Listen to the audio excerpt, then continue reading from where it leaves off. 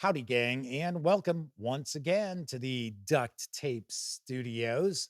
I'm Jeff McAleer, your host here at the Gaming Gang channel.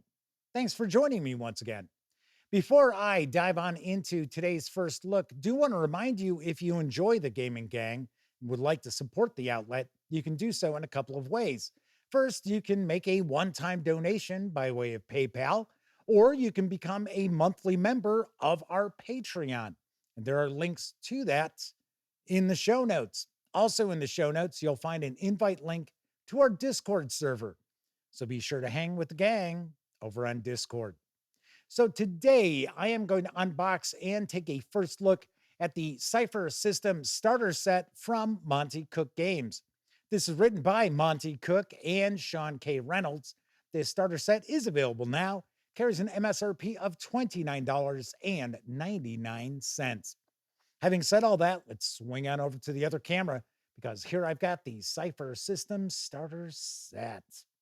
Before I crack this open, do want to mention that my friends over at Monte Cook Games were kind enough to provide me with this review copy. But neither I nor anyone else affiliated with the Gaming Gang has received any other sort of compensation for me to share this first look with you. It's important you know that. So let's get the shrink wrap off of this. Cut down on the glare a little bit. So it says this is an introduction to the flexible, fast-paced, easy-to-run tabletop role-playing game that can power any adventure you imagine. I don't know. I can imagine quite a bit. The Cypher system is the critically acclaimed role-playing game system that powers any campaign in any genre. Lauded for its elegance, ease of use, flexibility, and narrative focus, the Cypher system unleashes the creativity of GMs and players. The rules are unintrusive, but give you the power and sophistication to create any story, character, or adventure you can imagine. Whether you're a veteran gamer or new to tabletop role-playing games, the Cypher system will be your new favorite game.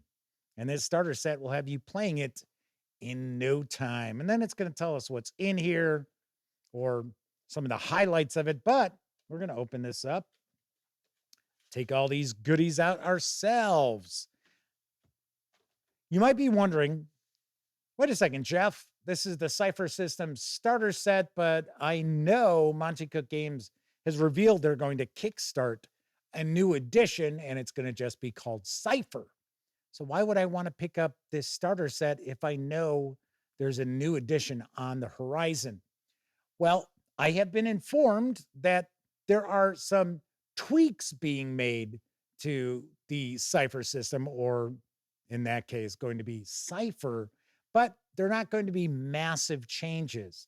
So they are still selling the starter set. This is still completely viable. The new edition of Cypher is going to be, for the most part, backwards compatible. So keep that in mind. So it looks like we've got some booklets, got some pre-generated characters. We've got a couple of dice. We've got an XP deck. And then, of course, the insert.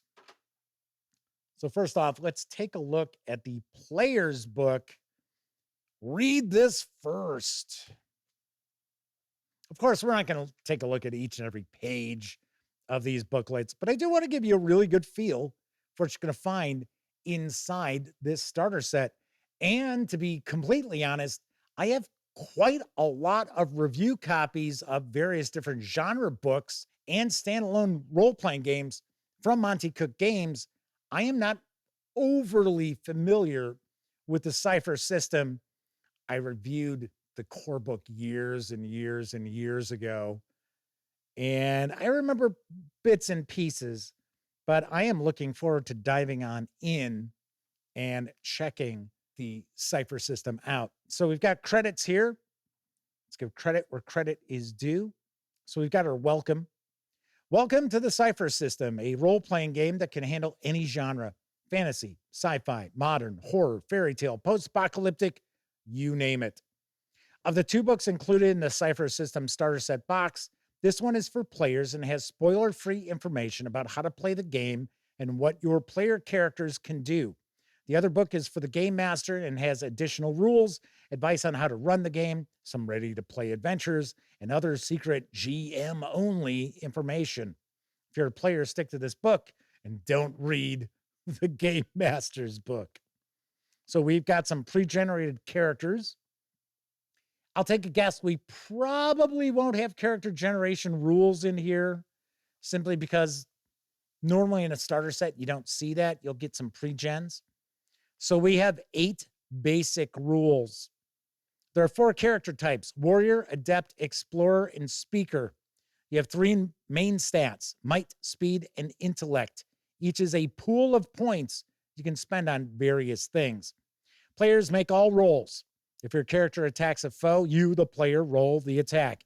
If the foe attacks your character, you, the player, roll for defense.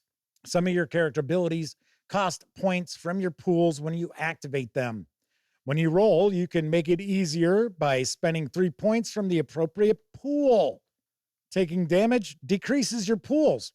Usually points are removed from might first, then speed when might is gone, then intellect when might and speed are both gone. Resting lets you recover points you've lost or spent. And then the final rule, you can become skilled in just about any kind of action, like climbing, sneaking, or dodging. Skill automatically makes your roll easier.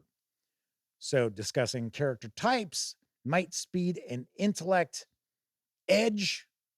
Your might, speed, and intellect pools each have a linked edge stat.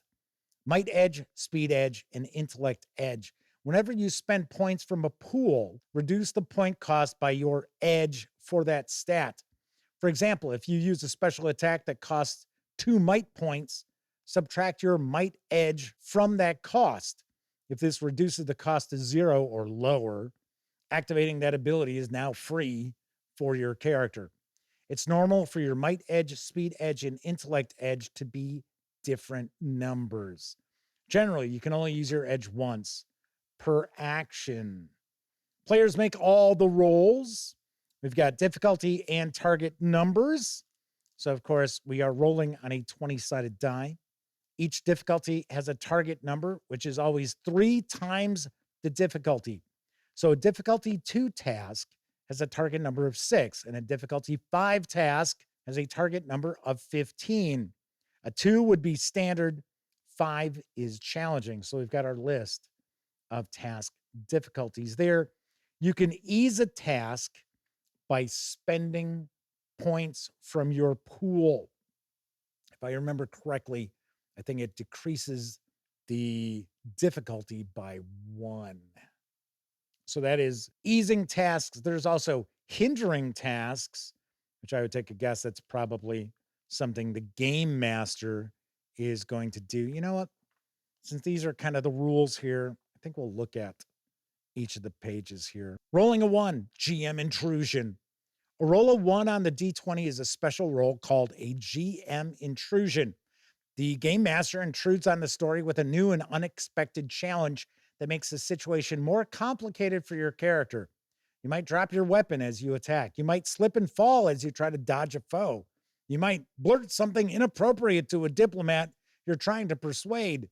The Game Master's book has more information about GM intrusions. Now, there are also player intrusions that you can have.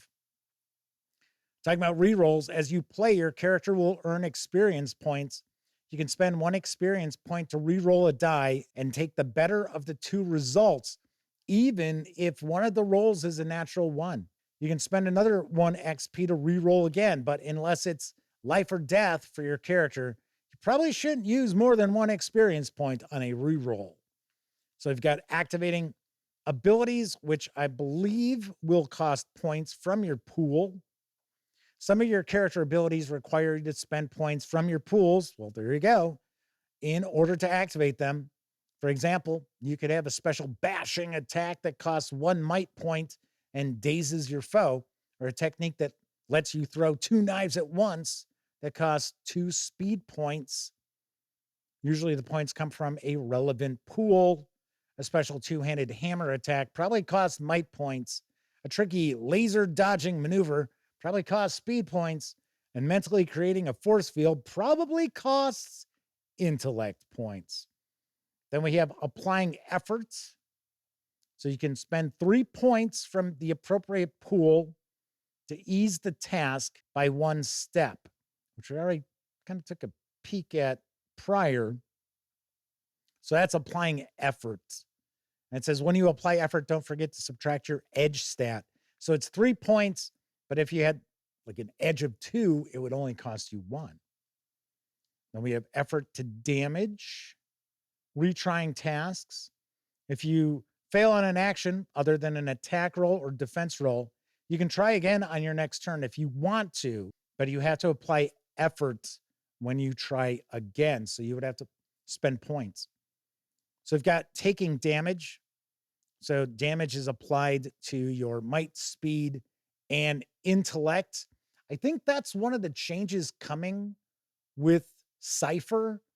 I think there are going to be hit points or damage points, what have you, and it is not going to come from your attribute pools. You've got a damage track, so you can be impaired, debilitated, and dead. So we've got recovery rolls. To make a recovery roll, roll 1d6, add your tier. A new character is tier 1. This is how many points you get to put back into your pools in any combination you like, up to your pool's normal maximum. For example, if your recovery roll is a 4 and you've lost 5 points of might, 2 points of speed, you can recover 4 points of might or 3 points of might, 1 point of speed, or any other combination adding up to 4 points. If your recovery roll is 4 and you've only lost 2 points of speed, you recover 2 points of speed. You can make 4 recovery rolls each day. That's why I was kind of looking for to see how many times could you make that recovery roll. Then talking about skills, there are 2 levels of skills, trained and specialized. I think they lower the difficulty. Then we have assets.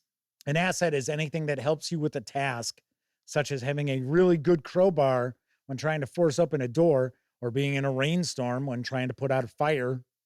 The GM decides if an asset counts for a particular task. And then we get an example of play. Then we get into the ciphers. Ciphers are one-use abilities that characters gain and expend during play. They're cool powers like instant healing, blasting a foe with energy, easing or hindering a task, teleportation, and so on.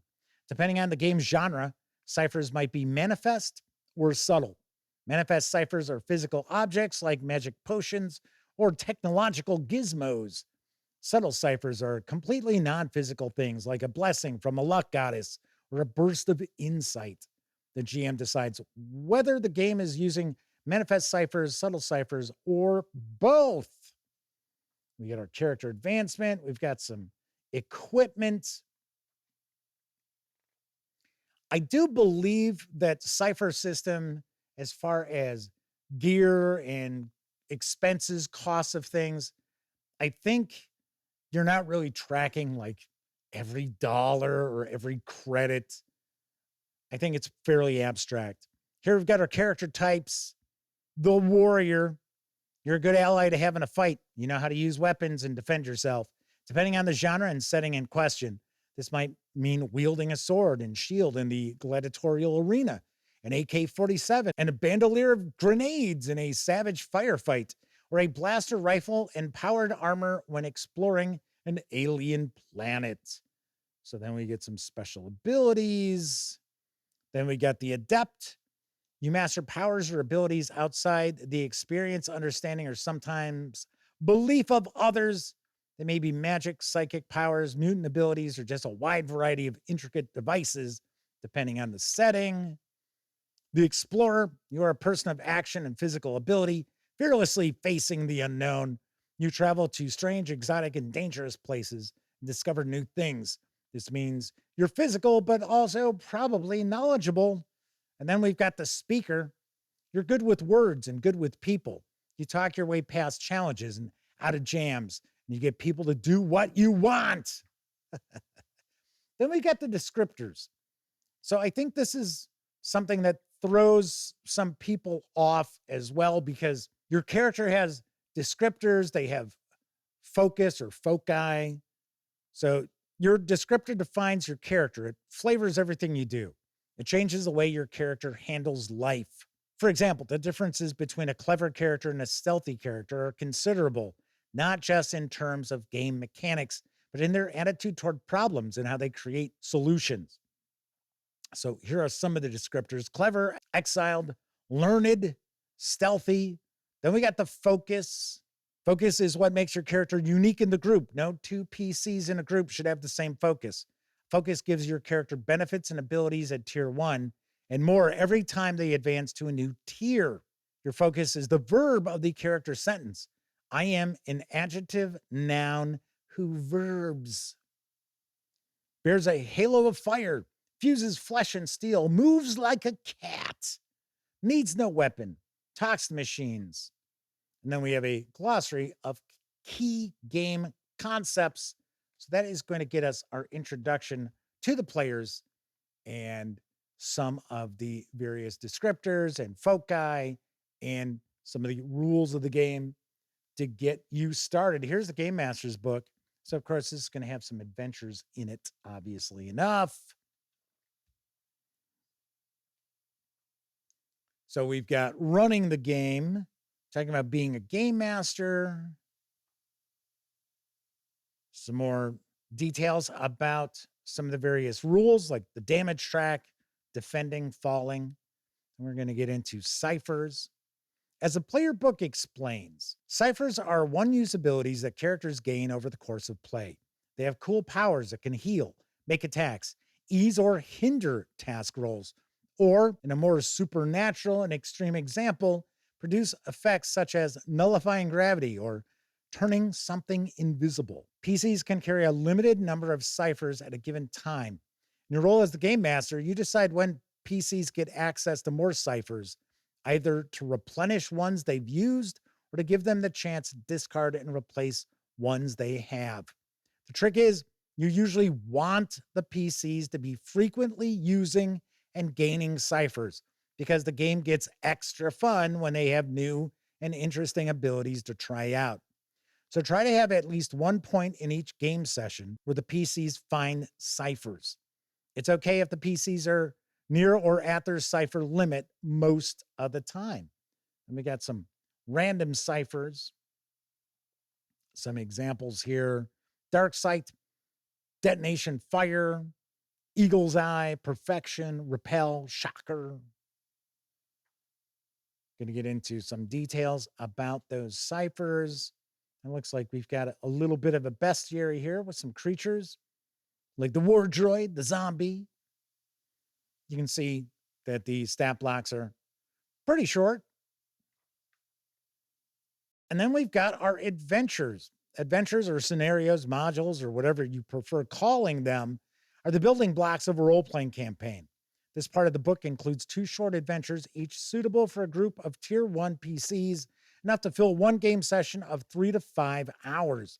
We've got The Creeping Ooze, a fantasy adventure about a ruin containing evil magical power. And then Zambit Negotiations, a science fiction adventure where the PCs investigate a conspiracy during a diplomatic meeting. So we've got our background, a synopsis for the GM. We've got a plot hook. We've got a list of ciphers. It's like we've got a map there. So looking more like a traditional fantasy adventure presentation. Then we've got the Zambit Station. This might look a little bit different, right? So now we start getting into a flow chart, which I have seen before with the Cypher system, where it's showing, okay, so these are kind of scenes in the adventure and how they could lead to one another, what might lead to something else, or what might break off and go into another direction, things like that. That's cool. So we get a couple of adventures here in the Game Master's book. We also have this deck of cards. It's an XP deck.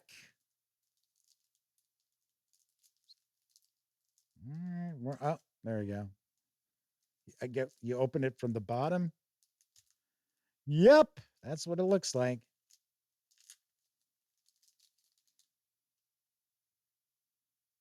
So we got the XP deck, we've got the intrusion deck. So with the XP, so you've got some, maybe these are some of the characters or creatures from the adventures saying, oh, you get an XP, get an XP. And then we've got a GM tip on each of these. It says GM tip, it's okay to remind the players of something they missed or forgot. You want them to find stuff and finish the adventure. So it looks like we just have some different tips there for the game master. Has nothing to do with the artwork or anything like that. That's cool. So we got a little deck of those. Then we got the intrusion deck. I'm guessing this is probably GM intrusions. So these are going to be kind of different. They're broken up into 3 categories: combat, interaction, and miscellaneous. So as an example, in combat, the foe's attack continues to harm the character after the initial hit, inflicting 3 points of damage on each of the character's turns. This ends if the character regains any pull points or uses an action to tend to the injury. Interaction, the NPC talks in circles and isn't clear about their intentions, what they want, or what they can provide the character. So these are giving the game master some ideas. Then we've got miscellaneous. Something falls on the character from above, a tree branch, a ceiling beam, loose rocks on a cliff, or something thrown off a building. The character must succeed at a difficulty 5 speed defense roll or take 3 points of damage. There you go. So we've got these cards. Once again, we've got a couple of dice. We've got that 6-sided die and a 20-sided die. Pretty standard looking dice there. So we've got some other stuff here. So we've got a cheat sheet, armor, weapon damage, task, difficulty. Talking about the pools, effort, edge, assets, and skills. Before you start, here's the cool stuff that's in this set. It's telling us what's in this box. Here's our pre-gens. Actually, nice paper that this is on. So we've got some pre-gens for the fantasy adventures, some pre-gens for the science fiction adventures, what I would guess. So here we go. Here is our character sheet. And the reality is, I do believe that the Cypher system character sheets are more about giving information to the player as opposed to, wow, there's just tons of things to overwhelm a new player to look at. So here we've got this different special abilities. There's another character here. Are you going to get 4 for each, maybe?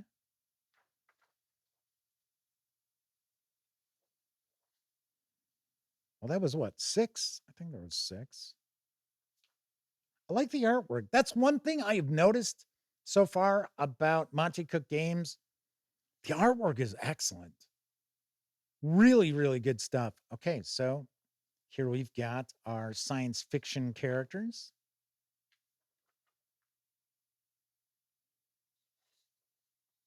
Ha! That's kind of wild. It's Hua.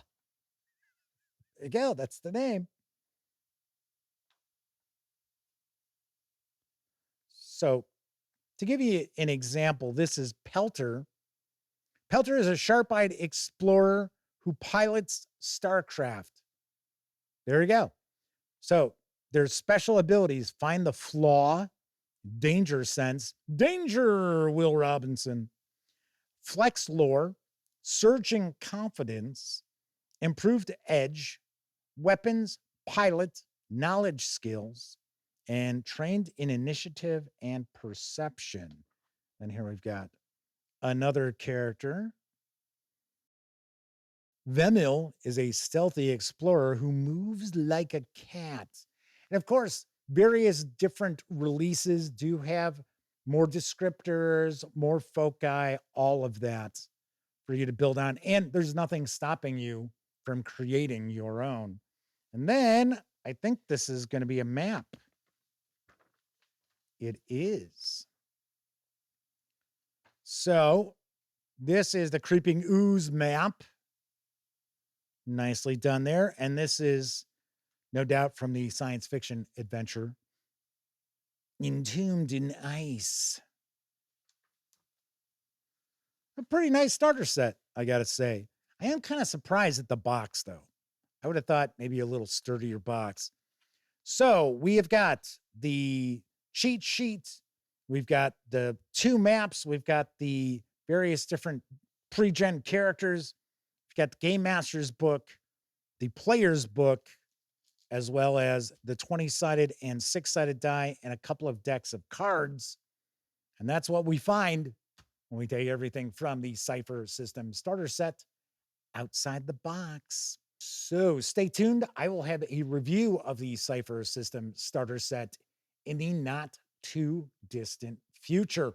All right, that is it for this time out. If you like the video, by all means, please give it a quick thumbs up.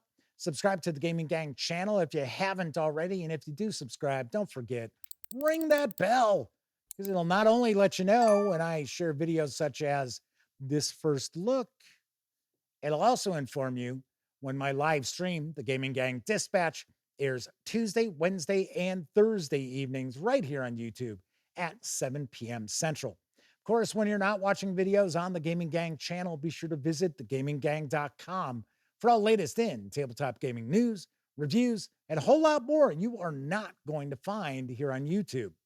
You know the drill. Get your geek on at thegaminggang.com.